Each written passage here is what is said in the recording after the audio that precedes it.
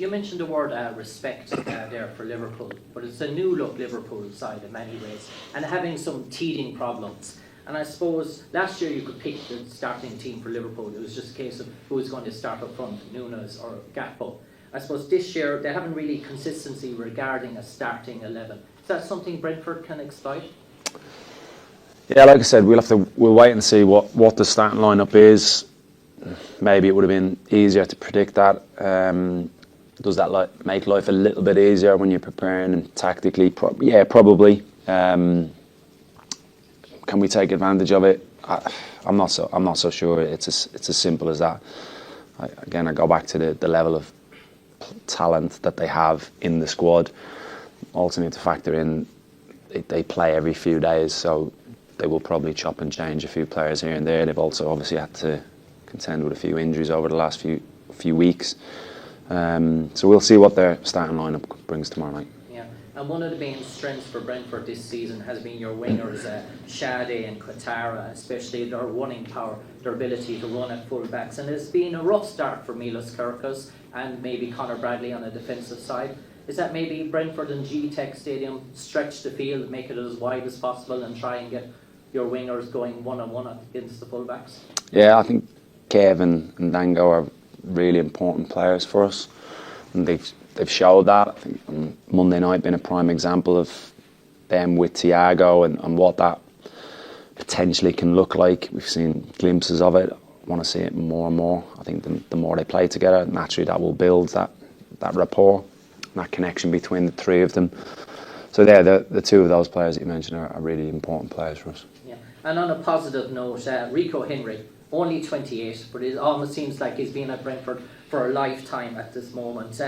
What can you say about the guy that's been nearly a decade at the club, 7 caps away from 200 appearances? He was with Brentford right from the journey from the start. Could he finish out his career? We never know with football, but Rico's still only 28. He's still got the best years ahead of him. Yeah, very much so. He's been a pivotal part of the success of this football club. He's had to deal with a really tough time around injuries, and we've been conscious about building him back towards that. I think Rico would naturally have liked to have played a little bit more, but I've said this on numerous occasions over the last couple of months. Probably the squad is in a really good place. We've got really good options from the bench. But Rico's a big player for the club, knows what it takes for this club to be successful, the values, the habits, the culture, everything around that. And I think he's epitomised the journey of the club.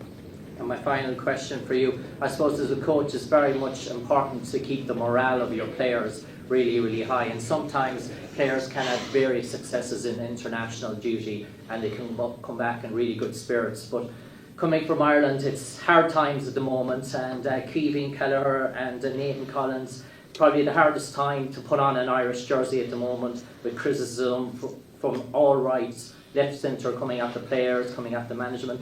Is it hard really qualifying, hanging in the drifts, dare I say? Is it hard really to keep their spirits up when they come back to Brentford so they can get the best out of them? I say to the players every time they go away that it's a privilege and honour to represent your country. Pretty well placed to speak about that. And naturally they come back with different experiences. On the last camp, some of them qualified for the World Cup, so it was an amazing achievement for them and their respective countries. And again, some players come back after suffering some defeats and some lows, and the emotions of that bring players back in a different place. Clearly, I think what's important is that once they come back, they know they come back into our environment and what's gone on away. If it's good, brilliant. If it's not, then we try and turn it back onto our page and get them back into the Brentford mode, I suppose, as quick as possible.